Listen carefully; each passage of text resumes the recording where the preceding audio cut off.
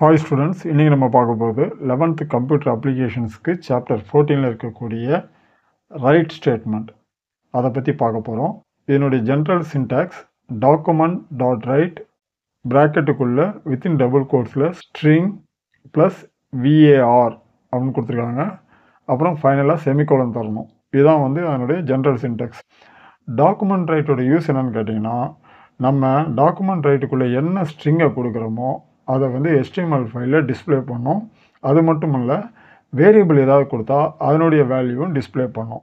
இப்போ இதுக்கு ஒரு சில எக்ஸாம்பிள்ஸ் பார்க்கலாம். First example, document dot write within the ப்ராக்கெட்டுக்குள்ளே ஸ்ட்ரிங்கு கொடுத்துருக்கோம்.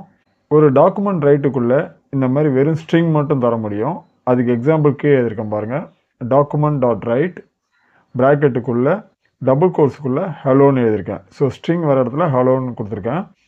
ஸோ அதனால் HTML ஃபைலில் ஹலோன்றது ரைட் ஆகிடும். அடுத்த ஒரு எக்ஸாம்பிள் பாருங்கள். இதுதான் உங்கள் புக்கில் கொடுத்த எக்ஸாம்பிள். டாக்குமெண்ட் டாட் ரைட் அப்படின்னு சொல்லிட்டு ஸ்ட்ரிங்கும் வரும், கூட வேரியபிளுடைய வேல்யூவும் நம்ம பிரிண்ட் ஆகிற மாதிரி கொடுக்குறோம். அதுக்கு தான் இந்த சின்டாக்ஸ் ஸ்ட்ரிங் விஏஆர். இது ரெண்டுத்தையும் ஜாயின் பண்ணுறதுக்கு நடுவில் ப்ளஸ் சிம்பிள் கொடுக்கணும். அதனால தான் இங்கே ப்ளஸ் சிம்பிள் வந்திருக்கு. இது சின்டாக்ஸ். இதுக்கு ஒரு எக்ஸாம்பிள் இப்போ பார்க்கலாம். விஏஆர் வேரியபிளை இந்த இடத்துல டிக்ளேர் பண்ணுறோம். ஸோ VAR1 அப்படின்றது வேரியபிள் நேமு ஈக்குவல் டு 22. இங்கே ஒரு செமிகோலன் தரணும். அப்புறம் டாக்குமெண்ட் டாட் ரைட் அப்படின்னு கொடுத்துட்டு ப்ராக்கெட்டுக்குள்ளே இந்த ஸ்ட்ரிங் வர இடத்துல ஹலோன்னு கொடுக்குறேன். அப்புறம் இந்த ப்ளஸ் சிம்பிள் வரணும். இந்த VAR1 இந்த இடத்துல கொடுக்கணும். அப்போ அவுட்புட்டில் என்ன தெரியும்னு கேட்டிங்கன்னா, ஹலோ 22 அப்படின்றது அவுட்புட்டில் டிஸ்பிளே ஆகும். இப்போ இது எப்படி ரன் ஆகுதுன்னு பார்க்கலாம். இப்போ இந்த ப்ரோக்ராமை நான் ஏற்கனவே நோட் பேடை ஓப்பன் பண்ணி டைப் பண்ணிட்டேன். இப்போ நான் இதை சேவ் பண்ணுறேன். அதுக்கு ஃபைலுக்கு போகிறேன், சேவை கிளிக் பண்ணுறேன், டெஸ்க்டாப்பில் சேவ் பண்ணுறேன்.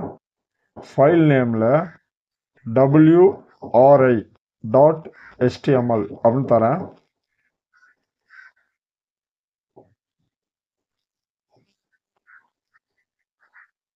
சேவ் அஸ் டைப்பில் ஆல் ஃபைல்ஸை கொடுத்துட்டு சேவை கிளிக் பண்ணுறேன். இப்போ இதை மினிமைஸ் பண்ணிக்கிறேன். இப்போ டெஸ்க்டாப்பில் இருக்கக்கூடிய இந்த ஃபைலை டபுள் கிளிக் பண்ணுறேன்.